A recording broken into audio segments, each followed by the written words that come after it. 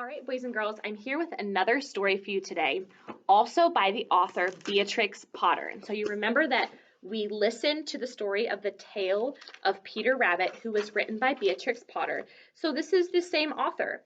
Some of the characters that she had in her story were Peter Rabbit, the mother, Flopsy, Mopsy, Mr. McGregor. And so what Beatrix Potter would do is she would draw and paint pictures of the animals she saw and her neighbors from real life. And then she would add in the imaginary elements, like putting clothes on them or having them do things like people do, like cooking food or knitting sweaters. She also drew pictures of plants that she saw. So she was a very interesting author. And you can tell that, and you'll see that in some of the books I'll be reading aloud to you because I have some of her books at my house at home. So today we're going to read a story called The Tale of Benjamin Bunny. And again, it's an excerpt, so it's just a small part of a much longer story. And again, it is a fantasy. It's a made up story that could not happen in real life. And we call that type of story a fantasy. So today, while we're reading the story, The Tale of Benjamin Bunny, we're going to ask ourselves, how do rules keep us safe? So we're thinking about rules and different things that keep us safe and how that relates to the story we're listening to. We're also going to have two jobs during the story. That's to ask questions because Beatrix Potter is an author from long ago, so she used words that we maybe aren't used to hearing. And we're also going to make connections, but this time, instead of making connections from ourselves to the story, we're going to make connections from the story The Tale of Peter Rabbit to the story The Tale of Benjamin Bunny. So we're going to make connections between two stories, and that's a skill that helps us get first grade ready. So right away, I'm going to find my story, The Tale of Benjamin Bunny, and I'm going to look in my Rules We Follow Big Book. So this is one you guys didn't get to see, but you're going to see that we're going to be learning about a lot of different types of rules. I'm going to go to my table of contents, maybe, and I see that The Tale of Benjamin Bunny is going to be on page 6. The Tale of Benjamin Bunny, written and illustrated by Beatrix Potter, which means she was the author and the illustrator. She wrote the words and she drew all of these pictures like we talked about. So as I read the story again, we're going to stop and ask questions to make sure we understand, and we're going to make some different connections. Here it goes. One morning, a little rabbit sat on a bank. He pricked his ears and listened to the trot, of a pony. A gig was coming along the road. Wait, a gig was coming along the road? You're probably wondering what a gig is.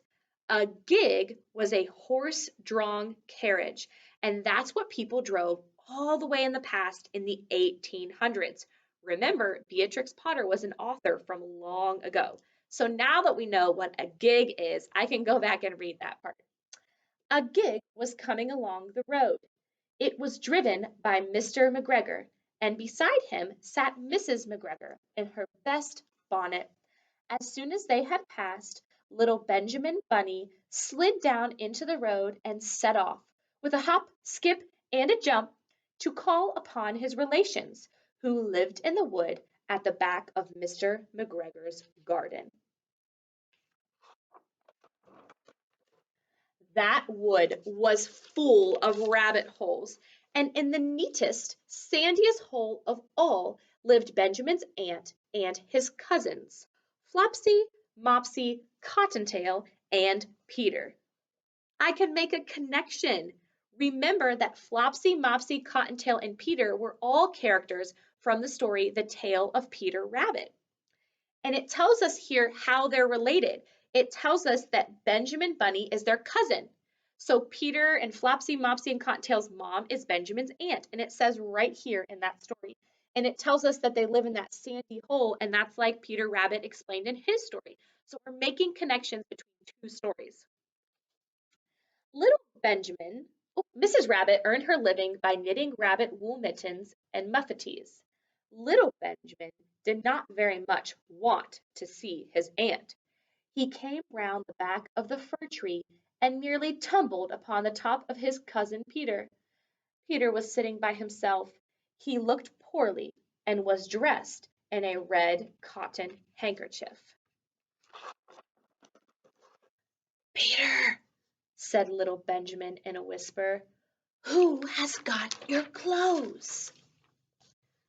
Peter replied, "The Scarecrow in Mr. McGregor's garden."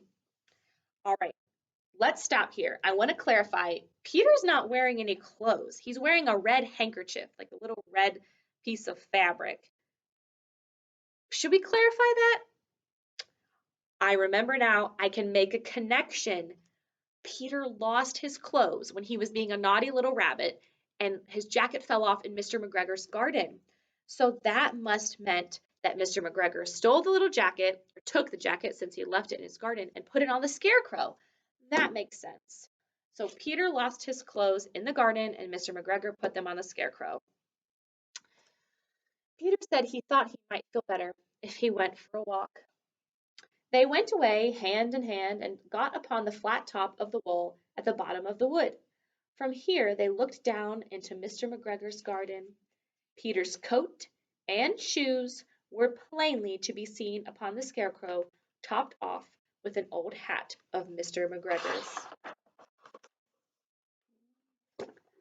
Little Benjamin Bunny said that the first thing to be done was to get back Peter's clothes, in order that they might be able to use the handkerchief. They took them off the Scarecrow. There had been rain during the night. There was water in the shoes, and the coat was somewhat shrunk. Benjamin tried on the hat, but it was too big for him. Now here I'm going to stop and make a connection. Have you ever tried on something that was too big for you? Because here Benjamin Bunny puts on this hat, and look how silly he looks putting on that large hat there.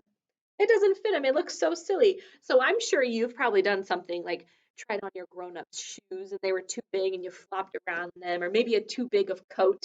I know one time at recess, I think one of you had to borrow my coat to wear outside, and it was so big on you we had to roll up the sleeves. So we can make a connection to the story there. That's funny. Then he suggested that they fill the handkerchief with onions as a little present for his aunt. Peter did not seem to be enjoying himself. He kept hearing noises. Benjamin, on the contrary, was perfectly at home and ate a lettuce leaf. The lettuces were certainly very fine. Peter did not eat anything. He said he should like to go home. Presently, he dropped half the onions. Okay, we're going to stop and make another connection here between the tale of Peter Rabbit and this tale of Benjamin Bunny. Remember the last time Peter was in Mr. McGregor's garden? He ate a lot of vegetables, he got chased by Mr. McGregor, and he lost his clothes. Is Peter acting a little different this time? Yes, he's kind of acting nervous and like, maybe we shouldn't be here. Now, is Benjamin acting that way? No, it seems that Benjamin is just eating the plants like it's no big deal. Maybe Peter is also nervous that he's hearing noises and it might be Mr. McGregor coming to chase after him. So again, we're making connections from our last story that had Peter Rabbit in it to this story with Peter Rabbit and Benjamin Bunny. Little Benjamin led the way along a little walk on planks under a sunny red brick wall. The mice sat on their doorsteps, cracking cherry stones. They winked at Peter Rabbit and little Benjamin Bunny. They got amongst flower pots and frames and tubs. Peter heard noises worse than ever. His eyes were as big as lollipops. He was a step or two in front of his cousin when he suddenly stopped. This is what those little rabbits saw around that corner. It's a cat. Little Benjamin Bunny took one look, and then, half a minute less than no time, he hid himself and Peter and the onions underneath a large basket. The cat got up and stretched herself and came and sniffed the basket. Perhaps she liked the smell of onions. Anyway, she sat down on top of the basket. She sat there on that basket for 5 hours. The sun got round behind the wood, and it was quite late in the afternoon, but still the cat sat upon the basket. At length there was a pitter patter, and some bits of mortar fell from the wall above. The cat looked up and saw old Mr. Benjamin Bunny prancing along the top of the wall of the upper terrace. He was looking for his son.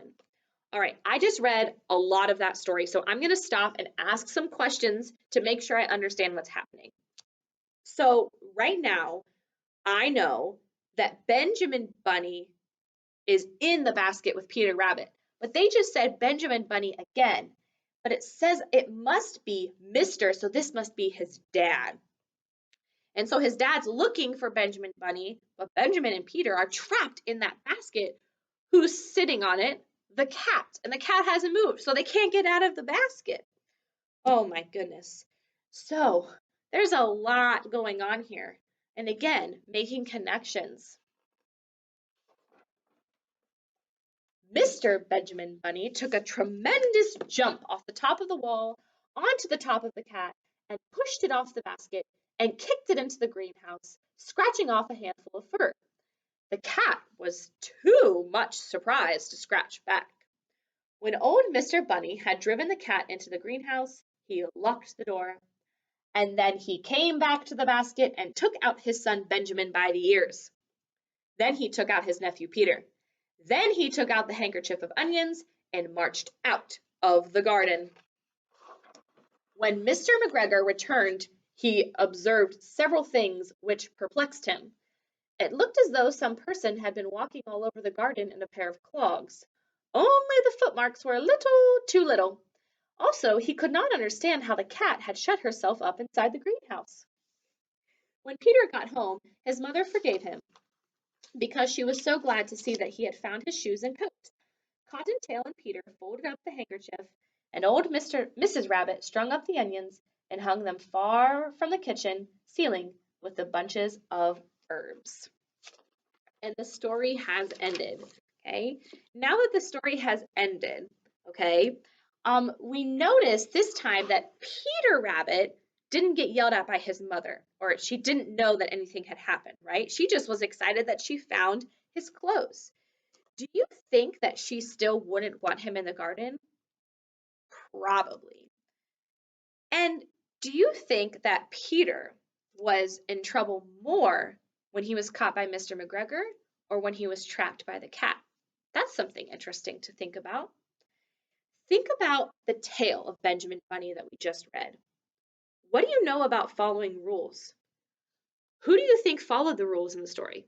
Who do you think didn't follow the rules? When they didn't follow the rules, what happened? Ask yourself some of those questions and talk about the story with your grown-up. Thanks for listening.